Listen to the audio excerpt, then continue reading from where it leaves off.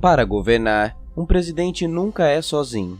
A manutenção do poder nos bastidores é uma guerra à parte num governo. Em volta de um presidente, especialmente os moralistas, há sempre uma horda de apoio empresarial, financeiro, moral, religioso e intelectual que sempre se reúnem para defendê-lo e aconselhá-lo desde muito antes da campanha. E essas pessoas eventualmente ganham cargos dentro do sistema ou benefícios indiretos. Até aí, nenhuma novidade. Além dos cargos burocráticos, porém, há os que agem de fora. Poderes de fora da máquina são os que orquestram todo o teatro verdadeiramente. São as eminências pardas. Já ouviu falar nesse termo? Em política, eminência parda é o nome daquele que prefere a estratégia do anonimato para não ter que pagar os custos da utilização do poder. Mas é ele o verdadeiro mandatário. Para entender eminência parda, vamos voltar para a origem do termo na França do século XVI. Num tempo onde as guerras de religião da Reforma Protestante dividiram o mundo entre católicos e reformados. Religião e política andaram de mãos dadas por muito tempo, e não por um acaso que altas figuras do clero sempre manobraram o governo francês durante esse tempo. O poder era controlado por suas eminências, o pronome de tratamento dos cardeais, e entre eles o cardeal Richelieu, que inaugurou esse termo. Richelieu, apesar de exercer influência direta sobre o rei, não era o verdadeiro poderoso. Por trás dele havia François Leclerc, um frei capuchino, braço direito do cardeal, mas o verdadeiro poderoso. Embora Leclerc nunca alcançasse o posto de cardeal, a autoridade que esse exercia sobre o cardeal fez dele uma das figuras mais poderosas da França, sem nunca ter assumido o nada oficial. Pela importância que ganhou e pelas suas roupas, Leclerc ficou conhecido como Eminência Cinzenta, porque sempre agia nas sombras. Na política, a expressão eminência parda significa pessoa que, atuando nos bastidores, exerce secretamente o poder. Numa democracia sólida, porém, emergir à luz do poder é bem difícil para os mais extremistas. O poder institucional tem esferas de autocontrole, e quem quer agir sob ações conspiratórias chama para si uma guerra de fiscalização e investigação. Qualquer semelhança com algum astrólogo, filósofo ou irmão que aparecer nesse vídeo, no entanto, é uma mera coincidência e não corresponde aos fatos reais.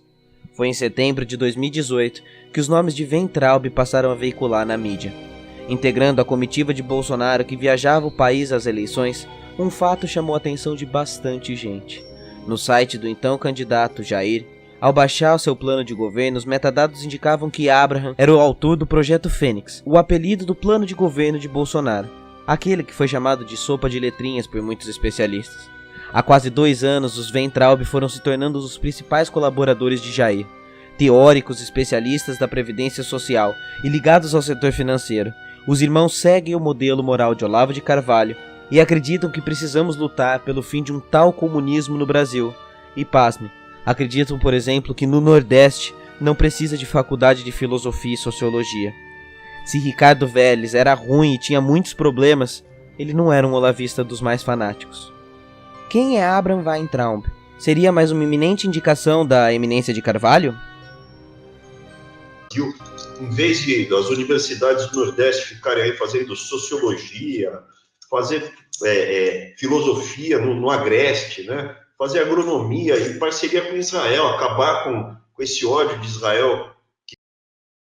Quando um comunista ou socialista chegar para você com o papo fronhonhon, você pega e manda ele para aquele lugar. Xinga. Faça o que o professor Olavo fala. Fronhonhon. Fronhonhon. E aí? Suave, tranquilo? Você talvez nunca tenha ouvido falar dos Weintraub, mas os dois estão rodeando Jair há muito tempo, buscando seu espaço nas sombras de Bolsonaro. Parece cada vez mais claro como a luz do meio-dia, porém, que a estratégia de Jair, Olavo e todos os ideólogos neófitos do bolsonarismo é a de manter o país em clima de guerra cultural, onde o que importa é a política moral e não a política dos fatos. E o que será que Abraham, o novo indicado ao MEC, sabe sobre educação? Ao longo da eleição, eu já tinha pesquisado alguma coisa sobre eles aqui pro canal, mas acabei não mexendo, e por isso que esse roteiro saiu tão rápido, porque eu já conhecia a atuação dos irmãos Weintraub. E sim, se você não conhecia um, agora descobriu que são 2. Os irmãos Arthur e Abraham já estão dentro do governo há tempos. Até ontem, Abraãozinho era secretário executivo da Casa Civil, atuando como número 2 de Onyx Lorenzoni, de quem é muito amigo. O outro, Arthur, foi responsável pela Previdência na equipe de transição e hoje é assessor-chefe adjunto de Bolsonaro. Inclusive, foi Onyx o grande articulador disso tudo. Apresentou os dois a Jair quando os conheceu num seminário sobre Previdência em março de 17. Aliás, você notou que até agora eu só falei de Previdência, Economia e nada de Educação? Vamos então ao currículo, diabo. Professor da Unifesp, Weintraub é formado em Economia pela USP, mestre em Administração pela GV, e isso parece um título ótimo para uma propaganda, não é? No entanto, ao investigar o que foi estudado pelo sinistro, conforme seu currículo na plataforma Lattes, encontramos que ele é autor de artigos sobre inflação, previdência, indústria, fundos mútuos, e essa semana, além disso, teve aprovado novos artigos sobre Previdência numa revista chamada Revista Brasileira de Previdência. Claro que apenas por um acaso o seu irmão é o editor adjunto da revista. Isso poderia até ser um escândalo, ter um paper aprovado em alguns dias. Mas é só coincidência. O governo Jair aumentando o currículo não tem nada de novo sob o sol. Continuamos com o currículo. Entre 2007 e 2010, ele assinou alguns artigos em jornais e revistas sobre inflação e investimentos. De 2013 a 2016, trabalho sobre gestão de recursos. Em 2014, passou a ser professor na área de ciências contábeis na Unifesp Osasco. No setor privado, dos seus 47 anos, ele trabalhou 18 no Banco Votorantim e ocupou assentos na Bolsa de Valores, em associações de economia e representou o banco nos encontros com o FMI e com o IDB. E claro, o mais importante do seu currículo, como mostra o LinkedIn do ministro, é a sua experiência como chefe de escoteiros e lobinhos na União dos Escoteiros do Brasil, entre 87 e 92. Bem, talvez nesse momento, depois desse vasto currículo, você pode erroneamente estar se questionando: ué, o que alguma dessas coisas tem a ver com educação, pensamento educacional, pedagogia? Exatamente, nada. Não há no currículo de nenhum dos Weintraub formação ou experiência em gestão de políticas educacionais.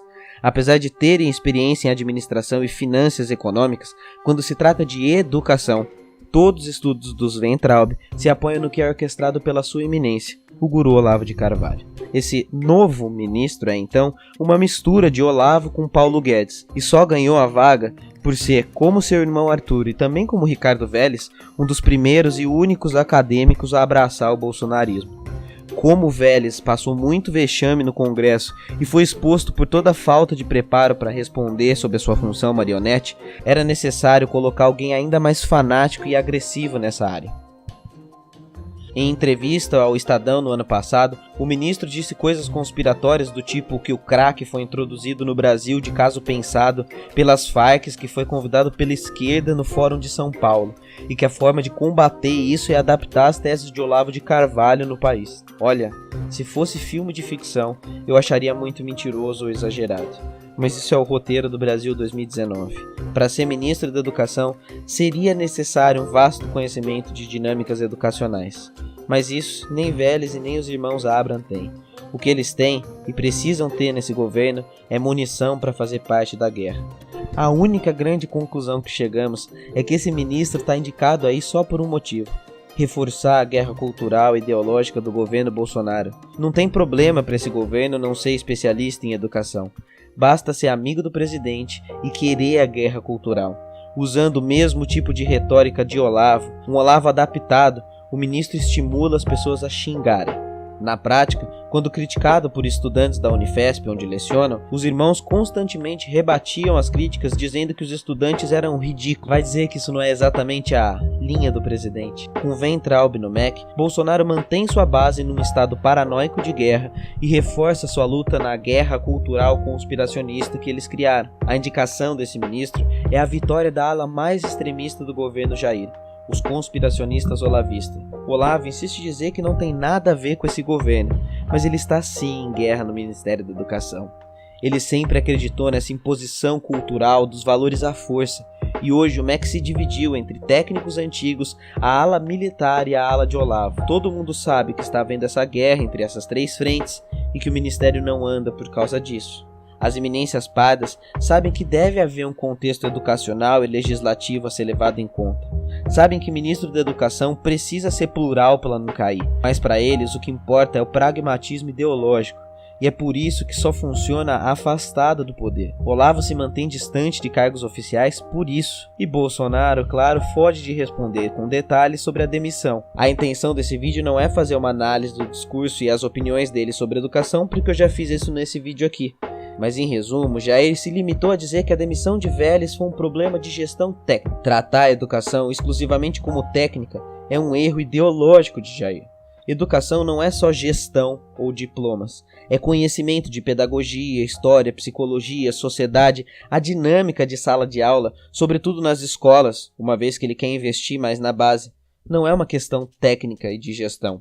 Quando reduzimos a educação a isso, ignoramos as particularidades do ensino, a dinâmica diferenciada de aplicar a educação num país tão grande e plural. No país concreto, precisaríamos estar falando de Fundeb, que está com problemas e que põe em risco 40 milhões de matrículas públicas no ensino infantil, fundamental e médio. Deveríamos estar falando sobre a gráfica do Enem que faliu, sobre as possíveis 80 mil bolsas de pesquisadores que estão sendo cortadas na CNPq, sobre o corte de 42% no orçamento de ciência, sobre o nível da escola pública que vai continuar sucateada. O que a área precisa, na verdade, realizar seria valorizar os professores, discutir infraestrutura de escola, discutir bullying. Mas não, no país de Bolsonaro nada disso importa. O importante é um projeto cultural de poder. Um projeto com revisionismo, negação da ciência, perseguição de inimigos. A pasta de educação para Jair é muito essencial, porque é a via mais rápida de manipulação cultural. Esse ministério já propôs em 3 meses reformar livros didáticos para mudar a história da ditadura, exigir cantar o hino do slogan do governo, tirar a importância de fontes científicas que passam a ser esquerdista, dizer que a universidade é coisa de elite e que o Nordeste não precisa de formação humanística. Tudo isso tem uma base por trás. Manter reforçada a ideia de um inimigo é a forma mais clássica de controlar a população. Por isso, quem se mantém fora do poder está mandando mais do que nunca. Então, se agora você ainda está se perguntando, teve algum lado bom na demissão do Vélez? Bem, se há algum lado positivo nessa história, é que o círculo de eminências pardas de Bolsonaro está sendo gasto bem mais rápido do que ele poderia imaginar. Em 3 meses, olha a quantidade de pessoas que saíram das sombras e precisaram se tornar públicas para manter esse retrocesso de Jair funcionando. Quando saem das sombras, é natural que as suas vidas sejam investigadas, e aí acabam passando uma vergonha em tanto. Não está sendo fácil se colocar na posição de Vidraça, e aposto que os irmãos Weintraub não queriam estar nessa posição tão cedo. Afinal de contas, eles estão na campanha há mais de 2 anos, e agora só estão recebendo um toma lá da cá. Jair segue apostando na sua política moral carregada de ideologia. E a pergunta é, até quando? Tudo isso foi o que tentou Gustavo Bebiano. Tudo isso foi o que tentou Iolene Lima, aquela que falou que educação é palavra de Deus cristão. Tudo isso foi o que tentou Ricardo Vélez. O que será que preparam os irmãos Weintraub? Se você gostou desse vídeo, além do like, da inscrição e do sininho que ajudam muito esse canal, agora eu lancei uma plataforma de financiamento coletivo que podem ajudar muito a melhorar o canal. Se você gostou desse vídeo e acha que ele merece alguma recompensa, leia a descrição e clique no link do Catarse. Até quinta-feira, e eu prometo que essa semana eu não vou falhar na live de domingo. Falou! O socialista, ele é a AIDS. O comunista é a doença oportunista. Situação porque os comunistas são pobres. Os comunistas estão no topo do país. Eles são o topo das organizações financeiras. Eles são os donos dos jornais. Eles são os donos das grandes empresas. Eles são os donos dos monopólios. Os monopolistas apoiaram Lula. Os monopolistas estavam dando dinheiro para o Haddad. Fronhonhon. Fronhonhon.